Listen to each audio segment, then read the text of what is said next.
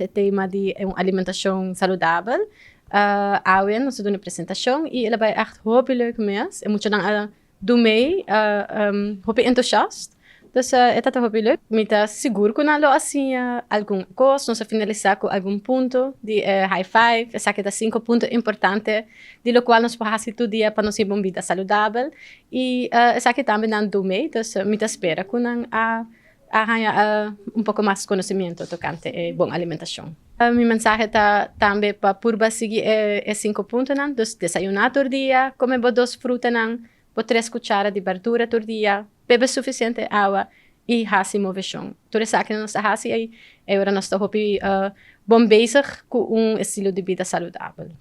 Awe nossa atividade concentração mais arriba é tópico comer saudável e sem dúvida movição estava super educativo para emocional seguro tudo estão com atender atividade a baikas hopi mas saber seguro na haya hopi tips ng saudável kunta hopi bom para não por usa e emocional gosta mundo de atividade na se pergunta não estava super interativo e brina que estava invitada a gosta também imensamente de hora que estava tendo que emocional.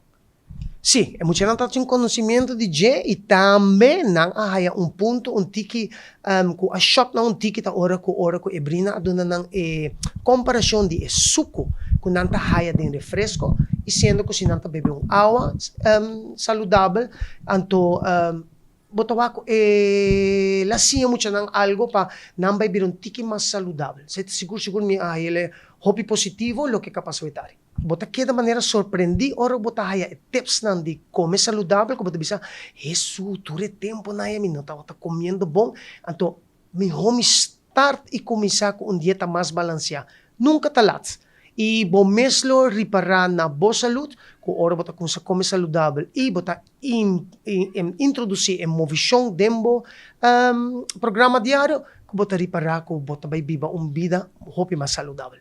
Outro simang nos ting ibisa, ano yung ibisa, dos nos tabay hasi aktividad ng físico de forma ng diwega y panolobida nos tabay sindiki baile de San Juan, ya ko nos drentando dia ng dideragay. Sekara invita a troveture mayor ng pabingko na yun ng di edad di 4 pa 12 anos.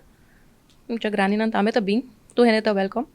Esta nuestra promoción actividad na pamucha, lesamento, todo lo que tenga ver para estimular na panasinya. Dos nos espera na Akinana na playa, Jamars y na San Nicolás, Jaranson, 3 horas pa 4. Esa kita é a Rubiano, o website